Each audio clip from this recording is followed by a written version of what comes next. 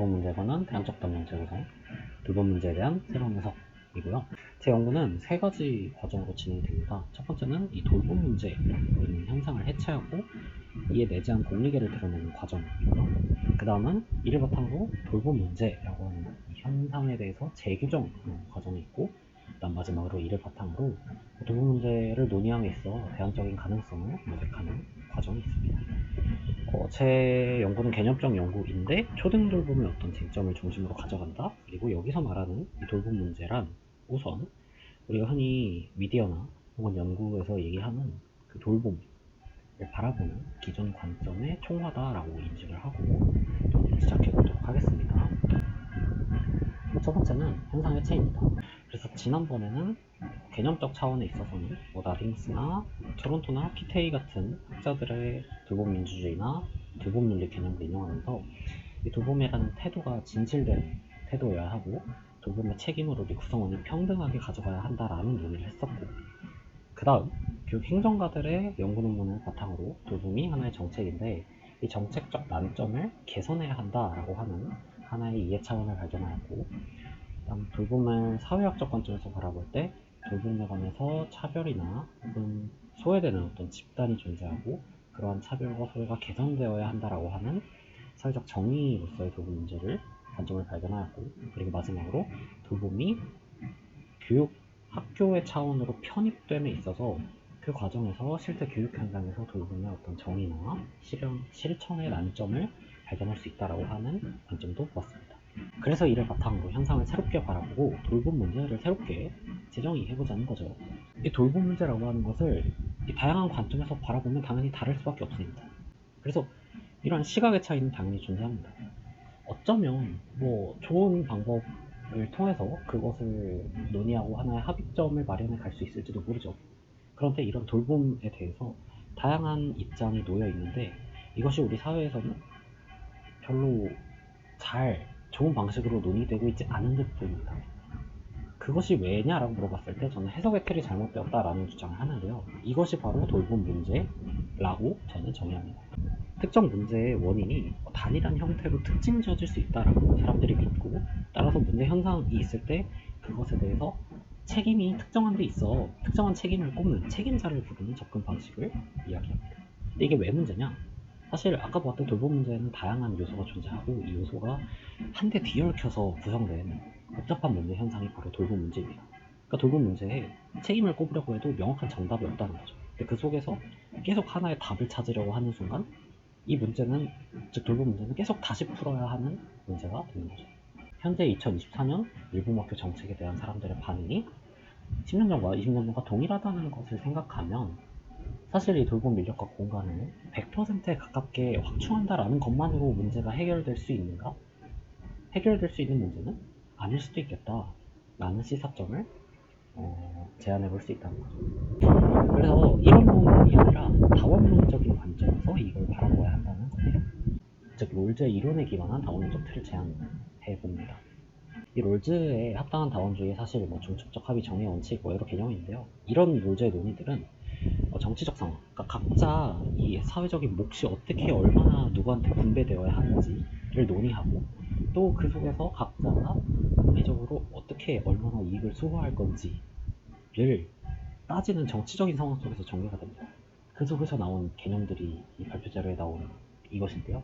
합당한 다원주의의 사실은 현대 민주사회가 각자 합당하면서 그럴듯한 논의가 많고 그 논의가 사람들끼리 맞섰을 때 서로 모순된다. 하지만 그것이 현대민주사회 안에서는 현대사회나 그런 것들과 다르게 함께 공존하고 또 논의될 수 있다라는 정치적인 사실을 의미합니다. 그리고 중첩적 합의는 이러한 정치적인 영역에서 사람들끼리 싸우면서 방법을 찾는 것이 아니라 정의로운 방식으로 사회 구성원들이 합의를 할 수 있다라고 하는 그 합의를 중첩적 합의라고 합니다. 그랬을 때 돌봄 문제가 이런 상황과 배경에 맞닿아 있다는 거죠. 우리 돌봄 민주주의의 논의에서 봤듯 돌봄도 돌봄에 대한 구성원의 책임이 평등하게 분배되어야 한다고 주장하는 것처럼 이 돌봄도 한 사회 내 어떤 정치의 영역 중의 일환입니다. 그렇기 때문에 이 돌봄 문제에 있어서도 사람들의 합당한 여러 의견이 공존하고 또 그것이 함께 논의될 수 있다는 거죠. 돌봄에 대해서도 사람들의 중첩적인 합의가 가능하고 또 그것이 정의의 원칙을 본탈 수 있다 라고 보는데, 롤제 이론이 뭐가 좋아? 라고 물어볼 수 있습니다. 롤제 이론 정의의 원칙이 지니고 있는 두 가지 특징이 축자적 서열성과 차등의 원칙인데요. 축자적 서열은 돌봄에 대해서 가지고 있는 그러니까 여러 원칙이 있는데, 두 개, 세 개의 원칙 중에 1순위로 적용할 원칙, 2순위로 적용할 원칙, 이렇게 서열을 정하는 것을 의미합니다. 그러니까 돌봄 문제에 대한 다양한 관점이 하나하나의 원칙으로 담기는데, 그 원칙이 모두 지켜져야 한다라고 주장하면서도 당장 우리가 어떠한 원칙을 우선할 것인가를 물어봤을 때 그 서열에 준용해서 실천적으로 당장 어떤 정책적인 함의를 뽑아낼 수 있다라는 거죠. 그리고 롤제 그 정의 원칙 중에 차등의 원칙이라는 게 있습니다. 돌봄의 불평등, 분배의 불평등이 어느 정도 존재할 수밖에 없듯 돌봄의 불평등도 어느 정도 존재할 수밖에 없다라고 저는 생각합니다. 이것을 인정하더라도 최소 수혜자의 최대 이익이라는 그 돌봄 불평등의 한계를 설정함으로써 돌봄의 불평등이 과도하게 이루어지지 않도록, 유지되지 않도록 적정선을 제시한다 볼 수 있습니다. 그래서 돌봄의 원칙을 마련해보면 이렇습니다. 자, 그러면 이 돌봄의 원칙이 진짜 실효성이 있는지, 어떠한 논의의 어떤 발전된 지점을 제공하는지를 보도록 하겠습니다. 우선 제1원칙은 이러한 함의를 지닙니다. 일단 모두에게 기본적인 돌봄을 보장해야 하고, 우리 정책이 그것을 우선적으로 지향할 수 있도록 합니다. 제1원칙을 가장 먼저 제1순위로 준용해야 하기 때문이고요. 그래서 모든 사람이 돌봄 책임을 지닌다라는 것도 수용할 수 있고, 모두가, 그리고 이에 대한 각자의 권리와 책임을 명확히 명시할 수 있습니다. 법제적으로.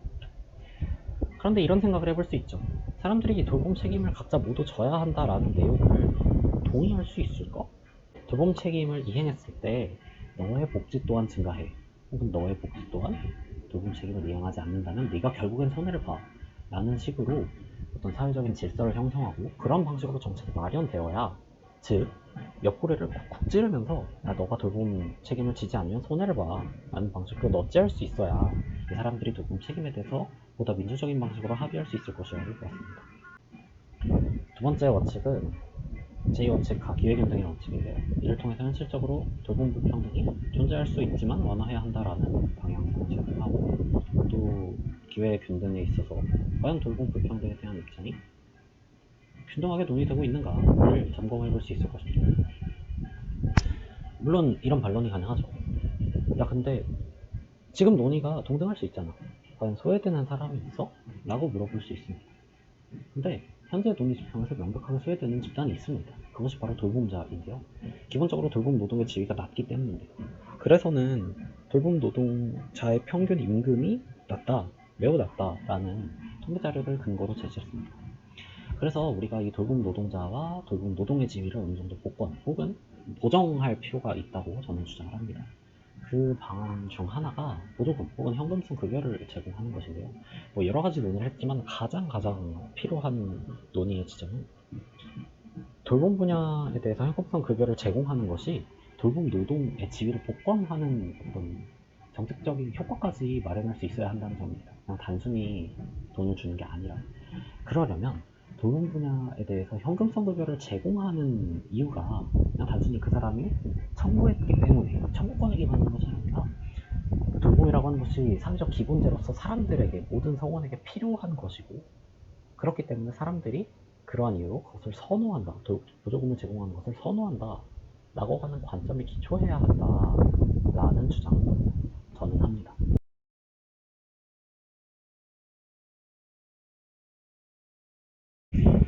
물론 그랬을 때 이런 반론이 가능합니다. 그 최대 수혜자의 돌봄 수준 증진이 최소 수혜자에게 이득이 될 수 있도록 하는 어떤 조정 절차가 실제로 가능한가? 라는 논의인데요. 이것은 물론 어렵습니다. 그래서 정책적 혹은 제도적 보완을 통해서 이것이 마련되어야 한다고 생각하고, 따라서 정부의 노력이 뒷받침되어야 한다라고 저는 봅니다. 그에 대한 방안으로서 저는 사교육 프로그램 혹은 민간의 돌봄 프로그램을 개량해서 공교육 시장에 유통하자라는 다소 시장적인 방안을 생각해봤는데요. 이를 위해선 정부의 노력이 시장 질서를 유지하는 중재자로서 뒷받침되어야 할 것입니다. 사교육 시장의 어떤 프로그램이 아무리 개량되더라도 가격이 그렇게 떨어지지 않을 수 있습니다. 아니면 도서 지역의 학교, 재정이 부족한 지역의 공교육 공교육 학교에서는 이런 프로그램을 구매하기 어려울 수도 있겠죠. 일단 개별 학생당 캡, 그러니까 할당치를 마련해서 그 학생 수만큼 학교에 돈을 제공하고, 만약에 그 학교가 돈이 부족하면 학교를 연합하거나 지자체 차원에서 공동으로 그 프로그램을 사용할 수 있게 하자라는 방식으로 이 문제를 어느 정도 해결할 수 있다라고 저는 주장을 합니다. 돌봄 문제에 대한 통합적 관점에서의 논의를 이 연구는 시도합니다. 그렇기 때문에 그러한 시도를 통해서 기본적으로 돌봄 문제라고 하는 용어가 사회 구성원들 사이에 혼용되어 쓰임을 밝혔습니다. 그리고 이 돌봄 문제에 대한 새로운 이해를 제시했다고 저는 생각합니다. 그렇다면 논의 지평이 충분히 바뀔 수 있을 겁니다. 예를 들어서 야 돌봄 문제 어쩌고저쩌고 이게 아니라 너에게 중요한 돌봄 문제는 뭐야? 내가 정의하는 돌봄 문제는 이래. 이런 식으로 서로의 눈높이, 서로의 입장을 보다 명확하게 인지하고 시작하면서 논의의 초점을 보다 명확할 수 있을 것입니다.